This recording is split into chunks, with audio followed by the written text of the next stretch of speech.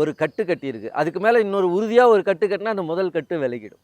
நீங்கள் நடந்து போனால் கூடவே நிழல் வருது. நிழல் வராமல் இருக்கணும்னா என்ன பண்ணணும்? வேறு ஒரு நிழலுக்கு போயிடணும். நிழலுக்கு போயிட்டா நிழல் வராது.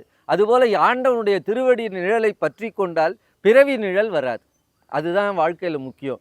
இப்போ நாம் என்ன பண்ணுறோம்? காலையில் 10,000 சம்பாதிக்கணும், படுக்கும்போது ₹1,00,000 வேணும். அடுத்த நாள் யாரையாவது ஏமாற்றிலாம் சம்பாதிக்கிறாங்க. இப்போ எத்தனை பேர் எப்படி எப்படியெல்லாம் துன்பு வருது. இப்போ என்ன ஜீரோ இதில் சொல்கிறாங்களே, கம்ப்யூட்டரில் எப்படியோ ஏமாத்துறாங்க. நம்ம நம்பரை கார்டு வாங்கி நம்மளை ஏமாத்துறாங்க.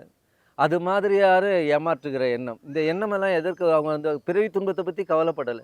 ஐயா, நம்ம ஒருத்தருக்கு செஞ்சால் பிறருக்குன்னா முற்பகல் செய்தால் தமக்குன்னா பிற்பகல் தாமே வரும். நாமெல்லாம் இன்பமாக வாழணும்னு நினைக்கிறோம். நம்ம இன்பமாக இல்லை, துன்பத்தில் தான் இருக்கிறோம். எல்லாரும் துன்பத்தில் இருக்கிறோம். சுப்பிரமணிய புஜங்கத்திலே அவர் நம்ம ஆதி சங்கரேஸ்வரர், நான் பெரிய துக்கியாக இருக்கிறேன்.